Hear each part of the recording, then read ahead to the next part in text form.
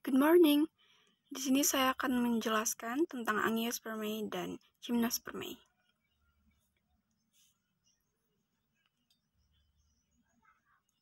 Daftar yang saya akan jelaskan, yang pertama ada penjelasan tentang Angiospermae, klasifikasi Angiospermae, siklus reproduksi Angiospermae, Gymnospermae, klasifikasi Gymnospermae, dan siklus reproduksi Gymnospermae. Apa itu Angiospermae? Angiospermae berasal dari bahasa Yunani, yaitu ageion yang berarti penyangga atau pelindung, dan sperma yang merupakan bentuk jamak dari biji. Jadi, tumbuhan Angiospermae adalah tumbuhan yang memiliki biji tertutup. Angiospermae merupakan salah satu tumbuhan berbiji spermatofita selain tumbuhan berbiji terbuka Gymnospermae. Ada sekitar 270.000 spesies Angiospermae yang dikenal pada hari ini. Angiospermae mencakup semua tumbuhan yang mempunyai bunga dan menghasilkan biji tertutup di dalam sebuah karpel. Ciri-ciri Angiospermae. Tubuhnya terdiri dari bunga, daun, batang, dan akar. Akarnya terbentuk serabut atau tunggang. Bakal biji tertutup oleh daun buah, daun pipih, tulang daun beraneka ragam. Makroskofil membentuk badan yang disebut putik, dengan bakal biji di dalamnya, tidak tampak.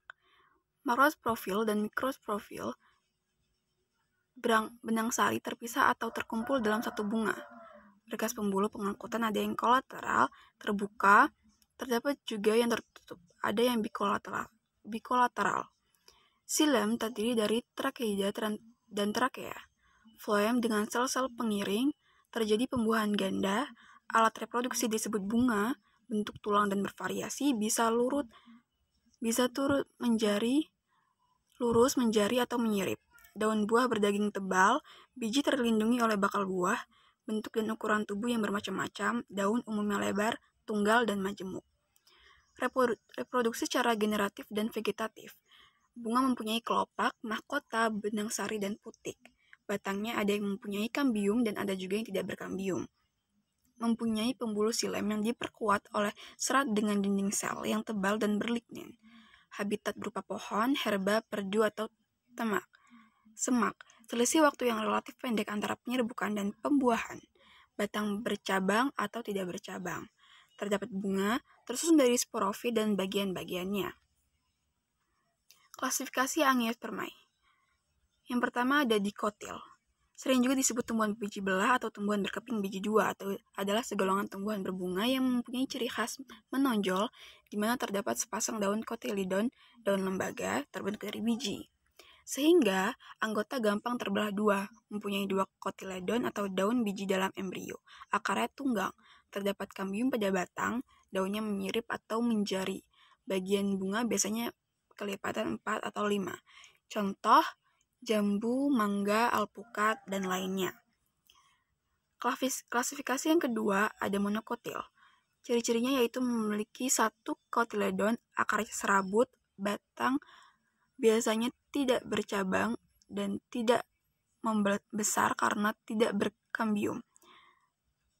Berkas pembuluh pada batang tersebar, tidak teratur.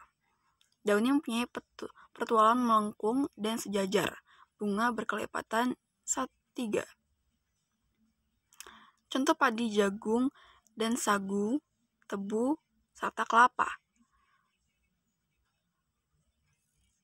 Ini dia gambar siklus reproduksi Angiospermae dan perbedaan antara dikotil dan monokotil. Yang ketiga, apa itu Gymnospermae? Gymnospermae berasal dari bahasa Yunani, yaitu gymno yang berarti terbuka dan spermae yang berarti biji. Jadi, tumbuhan Gymnospermae adalah tumbuhan yang memiliki biji terbuka.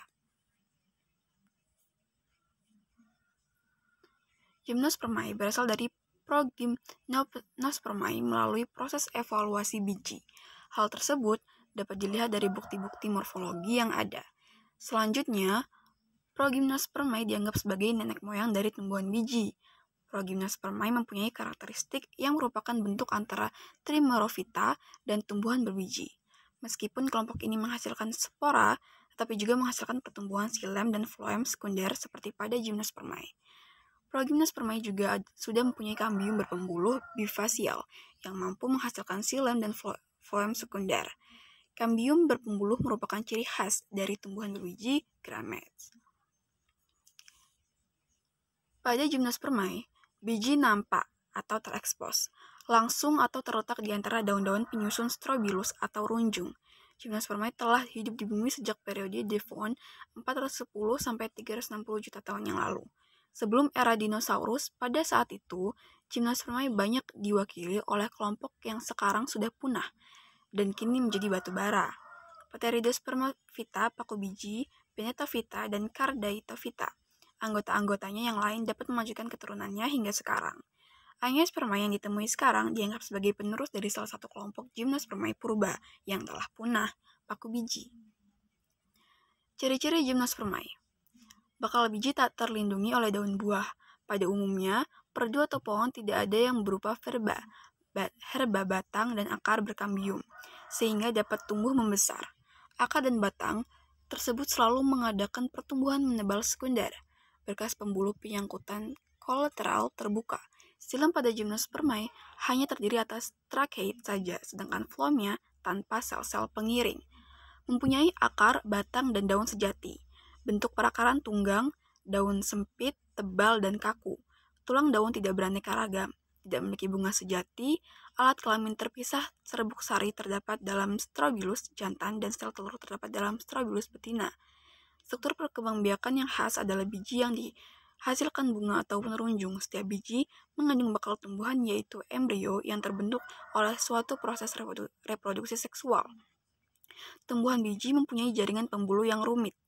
Tumbuhan berbiji terbuka memiliki pigmen hijau klorofil yang penting untuk fotosintesis, yaitu suatu proses dasar pembuatan makanan pada tumbuhan.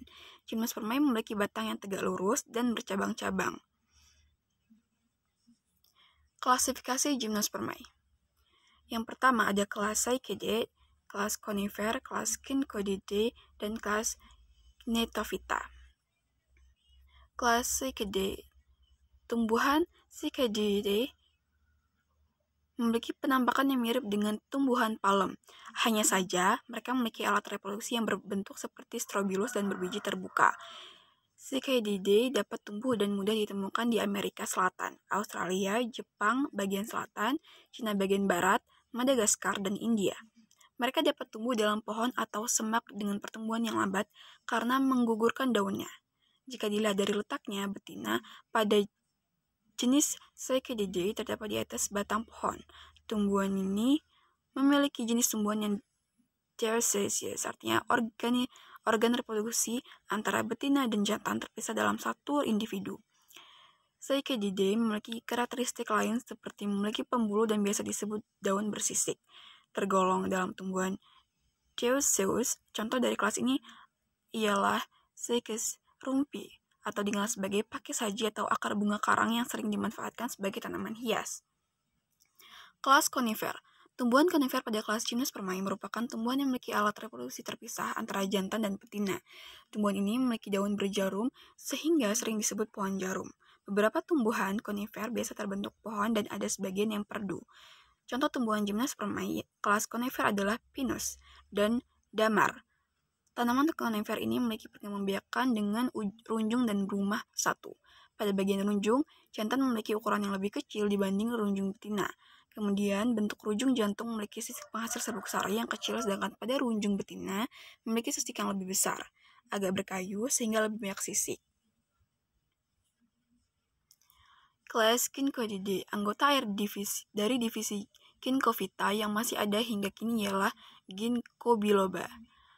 Tumbuhan ginkgo berasal dari Cina. Tumbuhan ginkgo berupa pohon besar yang mana ketinggiannya bisa mencapai lebih dari 30 meter.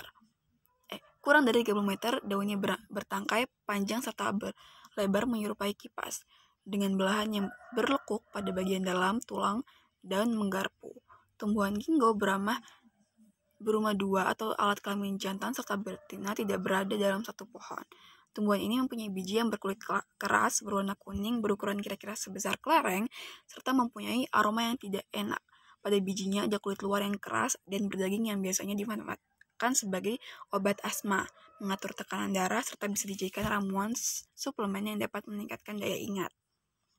Kelas Gnetophyta. Divisi Gnetophyta mempunyai strobilus jantan yang tersusun secara majemuk.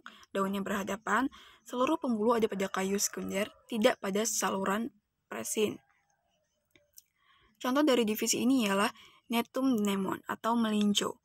Alat kelaminnya ada pada satu pohon atau berumah satu. Namun letak bunganya, jantan dan bunga betina terpisah.